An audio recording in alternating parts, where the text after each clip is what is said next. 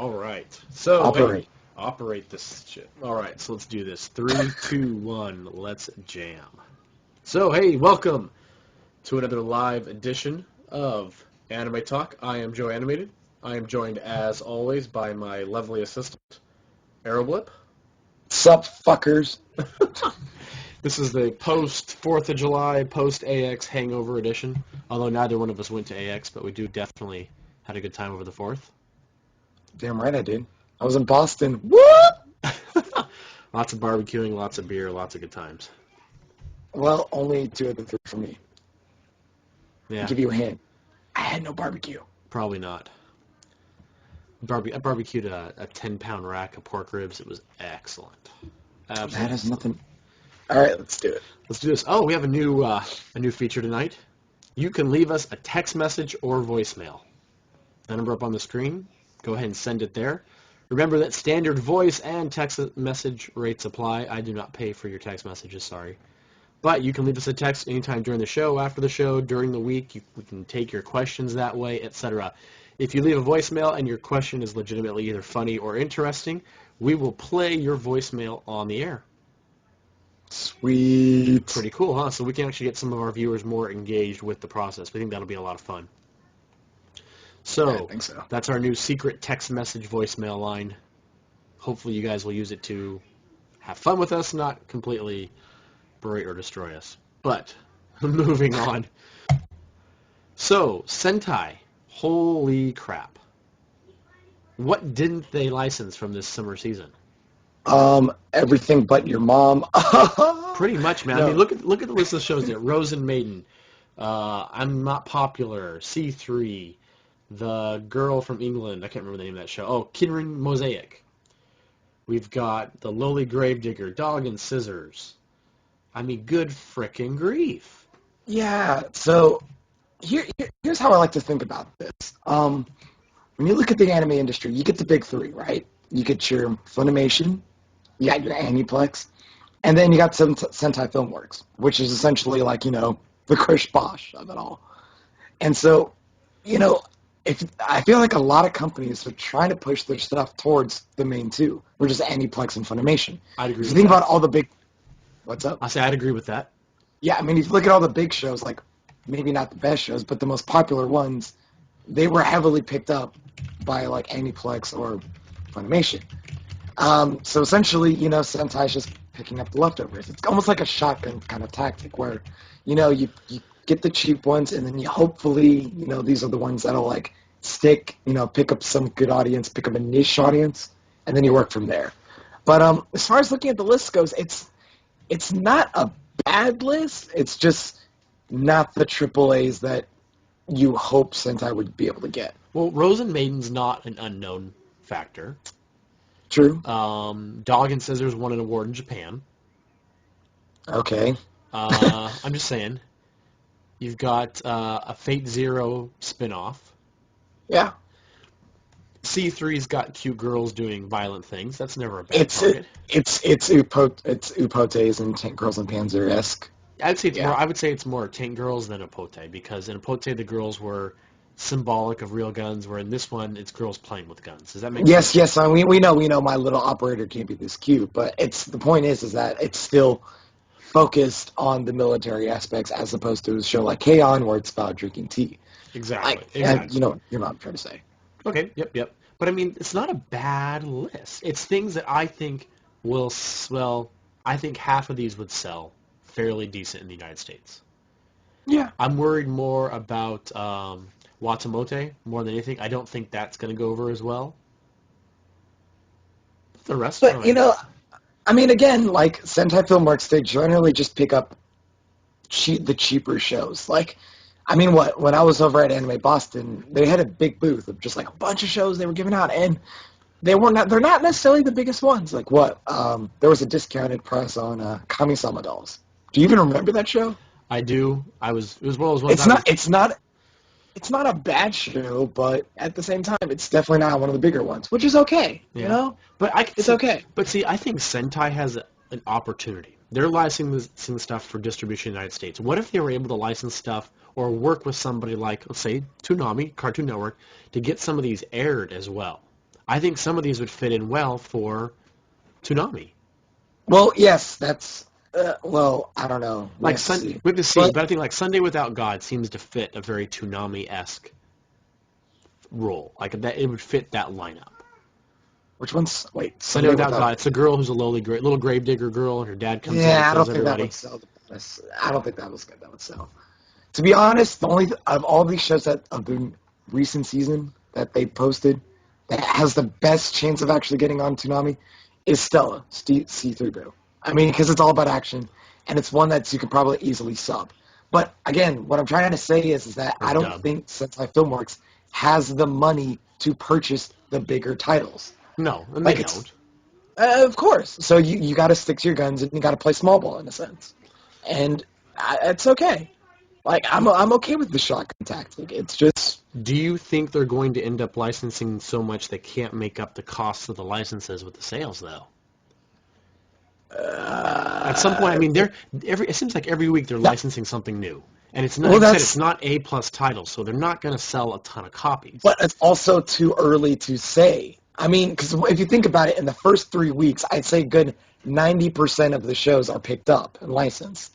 And the only ones that aren't picked up or licensed are the ones that are kind of like obscured or heavily Japanese to the point where they know that it won't sell as well in the United States.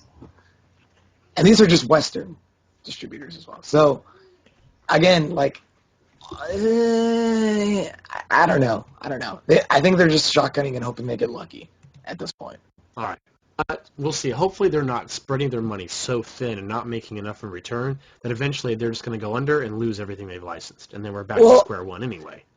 So what I'm really curious about is how much are they actually paying for these shows compared to the ones that Funimation or Aniplex are the ones paying for. That's what I'm curious about. I mean, if it turns out like they're paying like a quarter of what like Funimation paid for what Attack on Titan last season. That's actually a pretty good deal. Like, it may not sell like Attack on Titan, but at the same time, you never know what could become popular. All right. Ghost and Pizza didn't look popular in the beginning, right? I'd have to go back and look. In the first few episodes, I don't think it was really that popular until we actually started seeing the tank battles consistently. I think like we're just like halfway through the season. I think that's when it started becoming like this juggernaut of like 2012, 2013. All right. So let's move on from there. We'll see how Sentai does. We should actually do some research and find out how Sentai sales are doing and stuff they've already licensed. But moving on. If you haven't already heard, and good grief, you'd have to live under a rock not to, the Little Witch Kickstarter started up a little under 24 hours ago, about 20 hours ago. It ended up being funded in full within the first 3 hours of going on Kickstarter, and it is currently at, I'm keeping the webpage open, $270,000 in less than 24 hours. So, I got some others. Facts. I'll say, if you guys haven't been there yet, I put the link on the top of the page there. You can go and check out the Kickstarter site. Base your own, make your own donation if you so choose. Like I said, if you haven't seen this yet, you've been under a rock. So essentially, for those who don't know, that's a giant fly. All they're saying is that if you give us money, we would like to make the next episode longer. They didn't say that they weren't going to make a new sequel if they didn't get funded. They just said they wanted to make it longer. True. And so, essentially, all they needed was $150,000. They got $200,000 in under 6 hours. No, under 6 hours. It didn't hit the 200,000 mark until I guess it would have been 6 hours. Yeah, by the time I 6 hours. So, pretty nifty, right?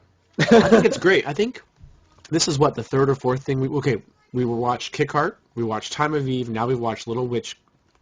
All use Kickstarter as a way to fund something that may or may not have happened without a medium like Kickstarter. Yeah, that's true. Now, this brings up the bigger question. Is Kickstarter or these other kinds of crowd-funded type efforts going to be the way you see more niche or things that are more experimental get funded in the future? Probably more of the latter. Because if you think about it, Time of Eve was something that's been out for a while. Like, the movie's been out for a while. They were just trying to bring it to the West. Kickheart itself was, I mean, it's not even a full episode. It's only 10 minutes, or I thought it was like 10 or 20 minutes. It's not like like an episode you would see on television. And then Little Witch Academia, they already said there would be a sequel. They just want to increase it from 15 minutes to 20-something minutes.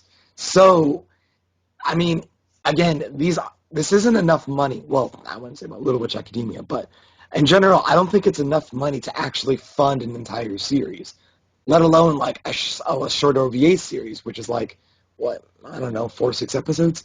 The best you can probably do is this, to be honest. And I think what this is basically doing is that, one, you're just getting a studio known, and two, you're just building up the foundation of a franchise. So, like, take this for an example, Little Witch Academia. They released the first episode on YouTube for free. I mean, yes, there's Blu-rays of it, but they understood how popular it was, so they put it on YouTube for free. But that was part of the Anime Mirai project, though. So it was already paid for, so putting it out for free really didn't... It was already they were still state-funded, selling it on so to Blu-ray, speak. though. True. I mean, there were Blu-ray copies, but you can still watch it for free. And now this one, essentially, there's the second episode, they're actually going back to the traditional model. It's just they're extending, like adding more to it, giving you more extras. So, again, this is how you can start a franchise. This is how you can test the waters to see if something will be popular. But I don't think this is going to be to the point where, like, you're funding an entire franchise, an entire, like, 13-episode series. It's way too expensive to do that. Yeah, I don't think you could ever raise, what would it be, probably closer to $1 million to do a whole series? I guarantee you over $1 million. You think? Yes. Now, I know Cadian did a cost per minute type guess earlier, and it just based on previous Kickstarters, things like that, he was running the numbers on Twitter today. And it was just interesting to think of how much it costs per minute, at least just based on what we're seeing here, to produce something like that. But don't forget, too, also, that if you're going to try to make some anime, essentially, you also have to pay television studios for that airtime as well to air the show. It's backwards. Yeah, because it's a balance of advertising money, paying the studio to air it, well, essentially, then anime is an ad on TV space. That's what they're treated as. Yeah, I can see that. So, I had a thought in my head, I just lost it. Gosh darn it. I mean, using stuff like Kickstarter, yes, as far as indie projects go, or smaller projects, perfect. As far as trying to fund larger budget things, like, I don't know, maybe the third season of Spice and Wolf or something like that, no. Not going to work like that. Gotcha. Yeah. Sorry, though. Be nice.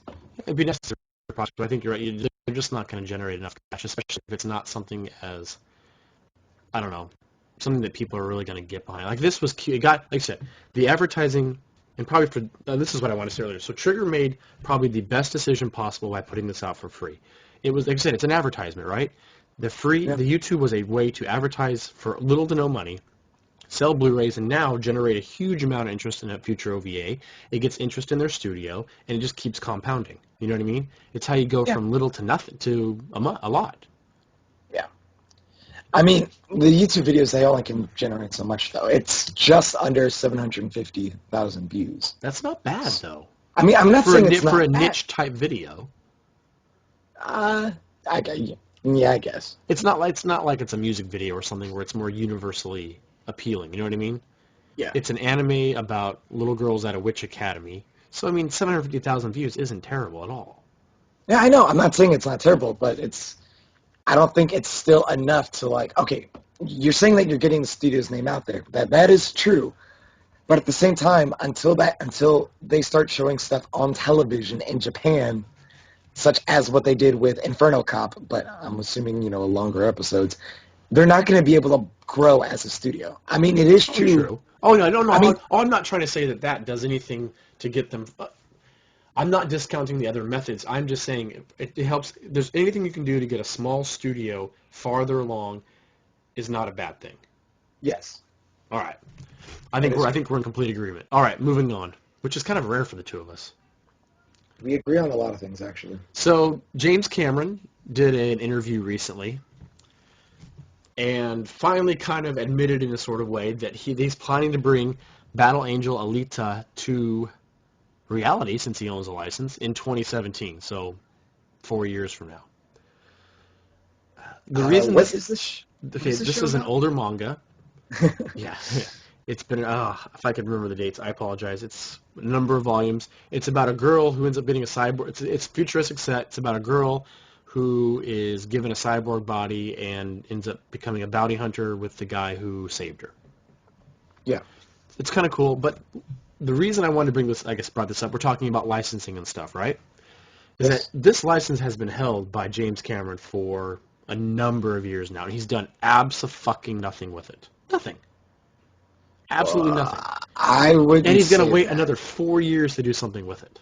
I wouldn't say that. I mean, Avatar, Avatar 2, No, Avatar he hasn't done anything 3. with this license. I know. But I'm saying is that, like, those Avatar is essentially a franchise at this point.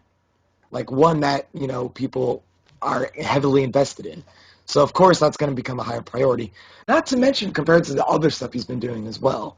As far as, like, the film industry. Not necessarily producing films, but as far as producing tech for films and that kind of stuff. So, I mean, it's not unexpected for like something like this to be pushed to the back burner. But it's nice that he mentioned it willingly and said that it's going to happen. But at the same time, I mean, like, it's not like everyone's like putting a gun to James Cameron and be like, I need you to animate this manga. No. Or live action, like, adaptate this manga. I guess my bigger point is that it's frustrating when a license holder holds a license and does nothing with it. Well, that happens all the time. All the time. I know it happens all the time. That's my point. Is it seems like if you're going to get the license, are you holding it just so somebody else doesn't get it? Are you just trying to be an asshole? I mean, you don't buy something for a loss. Like, that's stupid. But like, come on. But some place again, I'm talking to myself. Some places it seems like they do it. They buy the license and then they'll sit on it and do nothing with it. I don't know if they want Yes, it for. I mean, we've seen before. It's like buying it for a loss, though. It's not buying it for a loss. I mean, if someone else doesn't make a profit, you can consider that a gain. The point is, going back to the original of him sitting on this license, is that it's not like anyone else showed enthusiasm to produce this or adapt this. Nobody can. Well, I don't think anyone wanted to in the first place, to be honest. I have to look up how long he's held the North American rights to this. Well, there's a fuck ton of other things that people would rather see adapted or a sequel of compared to this. That's all I'm saying. But I'm not saying it's about that. I'm just saying it's for me it's more about people buying licenses and doing nothing with them. But they bought it, so they can do whatever the fuck they want. I don't see why you're getting angry. I'm not angry. I just think it's bad business. I will raise stuff money out of spite and like buy the entire Calvin and Hobbes franchise and then not do shit with it just to do it out of spite. It's if you fucking buy it, you can do whatever the fuck you want. And I'm pretty sure he's not buying it. James Cameron of all people wouldn't buy a license just to sit on it. Just deal with it. I guess you're missing my point, and that's fine. No. You're saying that you think I'm it's saying stupid. I think it's stupid to buy a license and do nothing with it. I don't think he's trying to not. And it's do not. nothing. I'm not focusing just on him. I'm saying this is an example of people buying licenses and doing nothing with them. Well, what I'm saying is that they could do whatever the fuck they want with it. And that's fine, but I think it seems like poor business to not do something with something you just paid tens of thousands of dollars for. That's not entirely true. Really, it's not poor business to pay and not profit from. Yes. Wow. Okay. I'd say I've owned businesses, and definitely if I buy a product, I want to move the product. I want to make money. Well, then sometimes, like, maybe they just can't do it. Like, take, for example, Funimation with Tatami Galaxy. We're going to go back to anime. Say, for example, Funimation and Tatami Galaxy. That was really popular in Japan, so Funimation bought it. But if it turns out, like, if they're having, like, difficulties trying to get it subbed or get it dubbed or whatever, then maybe they just can't release it. Maybe it just keeps getting pushed down the priority list for other things like Psychopaths or and then they've lost money on that because they've invested time and effort. But they still have the potential to release it later. It's not like it's a timed release thing. It's not like what Cartoon Network did with Code Geass, where like they only had it for a specific period of time. It's not like after X amount of years you lose the license. They have it forever. You can always release it eventually. Eventually or never. Well, you know what? Who cares? It's their money. It's their money. I mean, it just seems like, it just seems poor business. All right, moving on. So, in the projection IG panel this last week at AX, the IG president and CEO acknowledged that they are in the early stages of making a Psycho-Pass Season 2. So they've done some script development, they've done some basic production, but they haven't gone much beyond that, it sounds like. I'm not surprised. Yeah? Well, I mean, we're probably, a year or two away from seeing a Season 2? Probably. Yeah. I mean, Psycho-Pass just ended. Yeah. Like, it was the type of ending where it's so open-ended. If they weren't going to do anything with the franchise, it would have been okay. Like, just the world moves on. Keep going. Yeah. Just thought it was, it's just, I don't know what they're going to go with it. It is a true sequel, not a prequel. It's a shame, because I was hoping it would be a prequel. Yeah, see, I think the prequel idea would be great, to see how they got to, and basically have the prequel end right as Akane joins the group. I think that would be cool. But wait, what did I say like 30 episodes ago? You focus on Inspector Ganoza, like the old man, and how like the Sybil system got implemented. I think that would have been ideal. Yeah, that actually would have been a really cool one. Yeah. But it's going to be a sequel. We'll see how it goes. All right, next up. Oh, huh? Yes. Public service announcement. Why the fuck do you guys still read Kotaku and the stupid comments that these people have there? It's like the mainstream version of Senkanku Complex. You know what I mean? so confused on what the fuck's going on you're talking about. So, Little Witch, they post a little article on Little Witch Academia on Kotaku, and reading through the comments, I feel stupider because of that. It's like I said, it's like going to Senkanku Complex. And what's funny is people seem to read this and make comments about it. It's like, why? It's like, why would you waste your time on the TMZ of entertainment? Can I get some like context here? Because I have no idea what the fuck you're talking about. I'm just saying, on a regular basis, people bitch and moan about what Kotaku does. It's like anybody really cares. It's like, just stop. Wait, Joe. Are you telling people to stop complaining about what they've read on boards? No, this is actually on their website, like comment section. Well, yes. I mean, you can say the same thing about boards you're like looking at like IGN, 4chan. If people read comments and they get angry. But it's like, what do you expect when you go to this kind of place, though? I don't know. That's just my thought. So same people needing to justify their opinions. Yeah, it's just like Joe. I don't understand why you're getting mad for the sunrise. You always think I'm getting mad. You made a fucking PSA about don't go to Kotaku and read their comment section because it's like going to Senkanku. I'm just saying, I don't understand why people get upset when they're. Never mind. Again, you don't get it, and that's fine. Why do birds fly? It's the same thing. Stupid people got to be stupid. Oh, Joe, what? Joe, I still don't see it. Like, it's because you don't give a shit to listen to other people's opinions, man. That's fine. I get it. No, I trust me. I go to these, like, I don't go to Kotaku, but like, I'll go to IGN, I'll go to like defense websites, I'll go to 4chan, I'll read the comments. Oh, I read 4chan. I'm just saying, I read the comments. Some people say things I agree with, some people say I don't, or some people say things I don't. And you know what? I won't respond. Either way, I just don't see why you're going to get mad at people responding to other people's. Oh, no, people respond and say, "Why?" Never mind. You're not even listening to me, and that's fine. Joe, I'm seriously confused by your point. You're not even listening to me. You have to listen first to be confused, man. Okay. Say it one more time. No, we're moving on. It's game time. I'm not even going to get into it with you. Joe. You crack me up sometimes. Oh, whatever, man. Anyways, over-under. So this is what we usually do at the beginning of the season. We pick 4 shows. We estimate what their MAL scores will be at the end of the season. And we give a rough idea of what their MAL scores would be at the end of the season, or what we think they might be. I don't know. We give a MAL score, and we think it'll be over-under is the basic gist, right? Yep.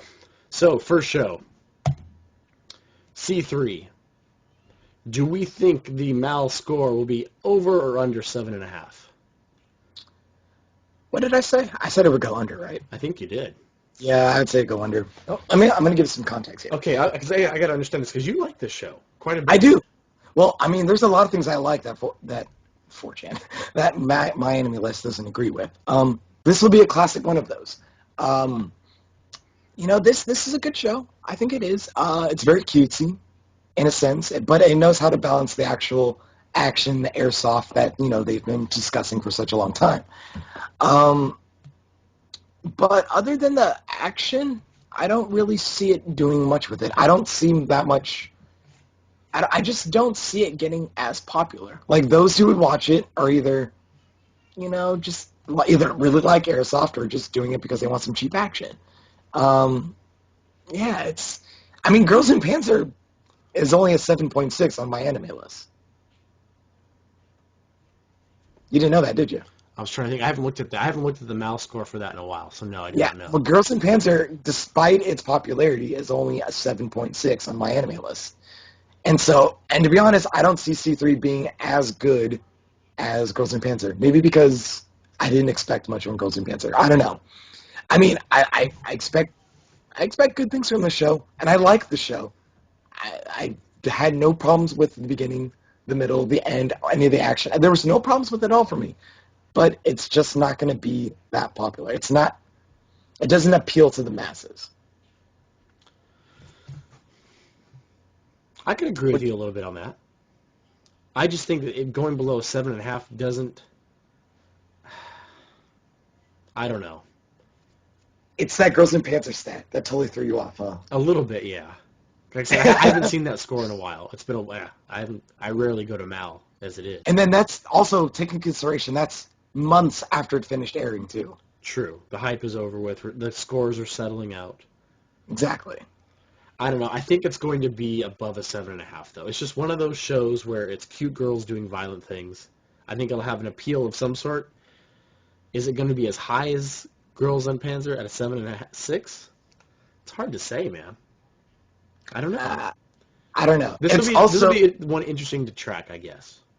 Well, I mean, the interesting thing is that this is Gynax, or what I would like to consider new Gynax. You guys, everybody else left, yeah.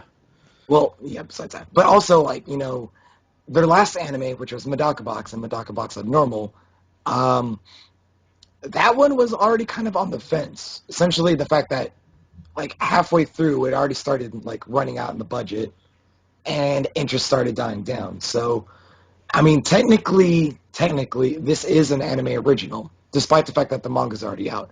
This is an anime original. Yeah, but it was a manga purely generated to go with the anime. Yes, and that's what I'm saying. This is why it's considered an anime original. They announced the show, then they released the manga with the screenplay of the show. Now the show is actually out, so that's why. But yeah, I mean, it'll do fine. It'll definitely be above a 7. Just above 7.5, I'm not so sure. Yeah. One of our viewers notes that Girls and Panzer started under 7. Well, that is true, because And Girls and Panzer didn't actually have tank battles until, like, episodes 4 or 5. Yeah, it was middle way through. And Airsoft starts at 7.3. Something to keep in mind. Well, Girls and Panzer got better over the season. Sure. Can this do it? We're only one episode in. It's really hard to say. Yeah, but I fucking love the shit out of that first episode. All right, next up, Synthogear G. Oh, this show's so good. Over-unders at 7.8, Arrow. This show is so fucking magical. You've got it going lower than a 7.8 again. You got it lower on this one. I'm shocked. I thought I said I had it higher. No, you changed it back to low. Oh, lower. Oh! Let's see. Huh. Yeah. I can't remember why I said lower. Okay, Gargantia got an 8, a little over 8 at one point, right? This can't do any worse than that. I think 7.8 is going to be either right at it or above. I think it's going to be between a 7.8 and 8.1. Well, here's the thing, too. I know this. I have a feeling, like, I just have a gut feeling that Synthogear G is going to be much better than, than the first season. Also, you don't have to worry about, like, the people who didn't like the first season because they're not going to try the second season, which is going to boost scores up a bit as well. Those two things, I guarantee you, will happen. Like, the show will be better, and you have a smaller user base in order to, or fan base in order to bump the score. But 7.8 is still pretty fucking high. That is still pretty high. So I can't really. Even though you love the show to death. I love the show to death. I really do. The show it's cheesy and it's corny as fuck, but at the same time, like, that can only go so far. So, Right. I think this will score higher than C3 Boo, definitely, but not a 7.8. Yeah, we're getting noted that the original series was only a 6.7, or is a 6.7. So Well, we could also, be completely overestimating this. Well, the first half of season 1 was really bad. Don't forget, all the characters are essentially introduced. You don't have to worry about like Hibiki training or any of that stuff. Like, it's just time you to can do gas, right? you can do you can do action from the get-go at this point. All right, moving on. Servant X Service. We put a 7.5, just for shits and giggles. I've got it going less than 7.5 easily. But you, for whatever reason, you're saying above. Oh, it's simple because it's The Office meets working. That's why. But I don't think the humor really gets with people. Does that make sense? Like, I don't think most anime fans understand that Office kind of humor. It's like people watching Dilbert here in the U.S. I don't think they get it. No. Those who work in a Fortune 500 company get Dilbert. And I think most people, considering how most anime fans are actually out of high school and I hope, dear God, I hope, have a job, I think they'll be able to understand exactly this kind of humor where it's essentially you're at a place that you're not necessarily a fan of and you have to deal with people who you don't necessarily like. If that isn't spell comedy, I don't know what does at this point. Yeah, I got some of the jokes, especially because I'm a government subcontractor. I completely understand the whole bureaucracy that goes on there. You know what I mean? Bureaucracies are the same no matter what country you're in. Some are worse than others. So I got a lot of the jokes. I thought it was funny. Like at the very end when she stops right as the bell ends, right? Right as the end of day bell goes off. Yep, It's such a government worker thing. You know, I got it. I understood it. So, but I just don't think it's going to resonate with people. I don't think it's going to reach, like you and I understand, I just don't think it's going to resonate. See, I don't think it's going to be just that, too. I think what's really going to pull the show above a 7.5 is how energetic can it be. Working both seasons was a big hit because of that energy, because of that liveliness. Now, we just pray that A1 Pictures can pull it off again and also bring that same energy to it. I mean, that opening was very, very cool. And I think a lot of people like that. A lot of people like that high energy stuff, especially with this kind of slapstick comedy, even though it's not really a slapstick. I'm going to call it slapstick because I think there's going to be some slapstick. I think it kind of is too. Yeah. Not as much slapstick as Love Lab, but yep. I haven't seen Love Lab. You know what? Saba, we can talk about this later. Saba's got me to watch it. It's not bad, man. It's not terrible. It's not great, but it's something that I think my 4-year-old would enjoy. So. Like Idolmaster? Yeah, she hasn't seen that yet, but she would enjoy it. All right, we're doing Free next, man. I actually saw the first episode, so I can speak intelligently sort of about this show. I'm throwing it in at an 8.1. I'm going balls to the wall on this one. 8.1 is what I put the over-under at. Oh, dude, you can't do that. You can't do that. And you know what? I'm gonna make a bold prediction. Here we go. This is the all or nothing bet right here at the over, man. Say it. Over. Why though? You've got under. Because Why? It's Kiyoani, it's the whole boys and swimming. It's going to get a high rating no matter. This is the bullshit talking, right? It's going to get a high rating no matter what these. No matter how bad it is, I think people are going to give it an 8 or better. See, here's the thing. Anime fans are really, really fickle. Yes, I was about to say finicky, but that's actually the best word to say. Fickle. They're not happy with KyoAni. Really, they're not. And usually, if a lot of people cry foul, something bad usually happens on Mal. Say, for an example, 2 seasons ago, Sasami-san. A lot of people didn't like after the 3rd episode, and everyone just started crying foul on it. Next thing you know, that dipped all the way down to like a 6.5 range, I think. Oh, it dropped. It tanked terribly. Exactly. And so, regardless of how Free will do, which I think it'll be an okay show. I don't think it'll be great, but I think it'll be okay. it's not enough to like convince Mal fans that yeah, this is the way to go. This is what you want. This is what we love. So yeah, it's definitely gonna be under 8. I mean, what? Jesus, if there's not with that much hate. Not with that much hate. You can't do it like that. All right. Like I said, I'm just throwing it out there. I can't disagree with any of your points. It's probably going to be somewhere closer to a 7.5 or 7 Yeah. as Well, it goes. But you know what, man? That's what we're here for. Throw shit to the fan and see where it lands.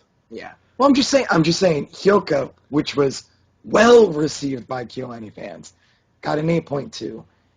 Nichijou was kind of meh, and I'm pretty sure that's like mid-7s. Same thing with Chunibyo. There's no way that this is going to Chunibyo be... wasn't well received though. It had its fans and it had its Yeah, that is true. It had a small audience, but still, like those definitely weren't 8 material. And I don't see this because of that outcry. I don't see Free as well being in the 8 with Hyoka. I think it's going to be sub 8. All right, I'll give you that. Like I said, I had to just throw something out there. I got to give us something to talk about, but it's not a bad show. It's just not. Yeah, I don't know. We'll see. I'll finish it out just to say I watched it, just because it's interesting enough to see that way, to see it through. We're at the end of the show, man. Yeah, we are. So, sticking on this topic of Free, I was having a brief conversation with somebody on Twitter, how Free really comes across, more than anything for me, is just a gender-swapped KyoAni show. Does that make sense? Well, Like they all the actually... What's that? Yes. I mean, yes, that's true. I mean, they blatantly state that, hey, the funny thing is that all these characters have girls' names. And the one girl has a guy-sounding name. Yes. Yes. Like, it's almost blatant that they're just kind of gender swapping what they normally do. Does that make sense? I don't know how to describe it. I'm pretty sure at this point, like, KyoAni just want to start drawing, like, ass and chest, but, if it's a girl's ass and chest, it has to be censored. What if it's a dude's ass and chest? Get away with it. Yeah, you notice how... But if you use your imagination, and remember that Nagisa, yeah, you want to look at Nagisa's ass, don't you? It's just funny that those guys wear their swimsuits under their clothes. Well, one of them didn't even wear a swimsuit. Yeah, but luckily we didn't see his bare ass. Did we? I kind of briefly paid attention to some of that. That was the only part you paid attention to.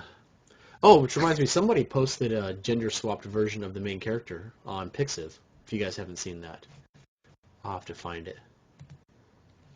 You mean you could just make it your Twitter picture? Yeah. Let's see if I favorited it, but it was kind of funny. I thought if I can find it here, I'll put it back in the link for people to see here. Oh, I did. Right. Here we go. Here we go. Get out here. I'll put it in the social stream. But I just thought it was funny. Somebody gender swapped the character. I thought that was kind of funny. All right. I have an idea. So for the final thought section, how about we each say what our favorite show of the season is so far? Even though there's only been one episode of everything, what is our favorite show of the season? Ooh, I gotta see a list here. Hold on. Let me pull up my... I mean, you should know what your favorite is, just right off the top of your head. I don't know if I have a favorite this season yet, though. I've only seen one episode. Is there one show that you like more than another? But I still haven't seen Gotcha Man Crowds, though. I know it's still early, but I'm still saying, we can talk about Gotcha Man Crowds next week. Oh, yeah, we definitely will. We definitely will. Right now, though. Right now. Yes. Let me judge hard. Oh, this is rough. One. I was on the fence on a bunch of them. Like, nothing has really stood out. But if I was going to pick what my favorite was to this point... You are really stalling for time. Everyone's getting upset. I know, man, because nothing stood out to me. Probably Eccentric Family. Oh, okay. I think that one stood out for me more than the rest. Nice. Okay. People complain about the character designs. I had no problem with the character designs. I think I enjoyed the character designs from Zetsuba Sensei. I didn't like Zetsuba Sensei, but the character designs were fine. Okay. What was, strangely enough, the Trap character was interesting. Because it was, I don't know how you... It wasn't like your typical Trap. Does that make sense? No, he wasn't trying to act girly. He was just trying to look like a girl. Like, it was just kind of I don't know. It was different. It was a different take on being trapped, to me at least. Not like the trap that was in Genshinken this week. Oh, I didn't even watch that show. It wasn't too bad either. But yeah, Eccentric Families definitely was my favorite from this season. What about yours? From the first I'm gonna one? have to go. I'm gonna have to go with Symphogear G. Really? Now, yes. Here's the thing. One. Okay, so let me preface this real quick. Okay. I was actually, my friend and I got drunk during the 4th of July weekend, so we were actually watching the first season of Symphogear, like, again, just for kicks. We were drunk, played it like 1.5 speed. It's really funny. But man, like, it's I mean, as much as I love that show, it's not a great show. It's really not a great show. And to be honest, Symphogear G really ramps it up. I wrote a post about this if you guys are actually curious as to how much it affected me. But yes, improved visuals, improved sound. Like the action is much more fast. There's more frantic. Animations it are was much. nonstop this first episode. Essentially, it was like it just kept going. Like very first scene. I mean, okay, you get dramatic background. 30 seconds later, boom, you got to fight on a train. Halfway through the show, you get a fucking concert. I mean, and the concert literally shit all over the first season's concert scene because of their budget. Like, I mean, Symphogear first season sold quite a few copies. So, like, you can definitely tell that, like, it's like, wow, like, the eyes are much more detailed, less derpy animation, a lot more detail in the scenery. Like, it was just overall impressive when you compare it to the original. And I think that even if you don't see the original, you could still appreciate or at least have a good time with what's going on in the second season. So you know what? But can it keep up that frantic pace? As long as the show is still silly, rambunctious, and energetic, I have no problem with that. Like you don't need a great plot, which I hope it is because I actually like where the story's going so far. You don't need to be very funny. Like you don't need singing every single minute. You don't need like a new song every 50 seconds. But at the same time, as long as it's still rambunctious, that's all that matters. It doesn't have to be like witty and joking. Like as long as it's still tongue in cheek, it knows where its focus is. That's the important thing. All right. It wasn't a bad first episode, I'll give you that. It's just a matter It was of, a great first episode. is it going to keep it up? Oh, I think so. Yeah. All right. Yeah. All right, let's close this out, man. All right, I'm Aeroblip. Yeah, Aeroblip. You can find them also at DaysuX on the Friday Anime Podcast. You just had one. Did you have one come out last Friday or not? No, we're having one this Friday. This Friday? Okay. Actually, I'm pretty sure one of our guests is in the audience right now. And who might that be? That's a secret. Ah, gotcha. So you can find him at DaysuX. Also, you can find a whole host of other stuff at the following links: animeideologue.wordpress.com. Find the podcast feed at iTunes. We post the video here at Ustream, also on YouTube. And if you'd like to join us as a guest, you can email me there. Yes, because I would like a vacation, please. Definitely.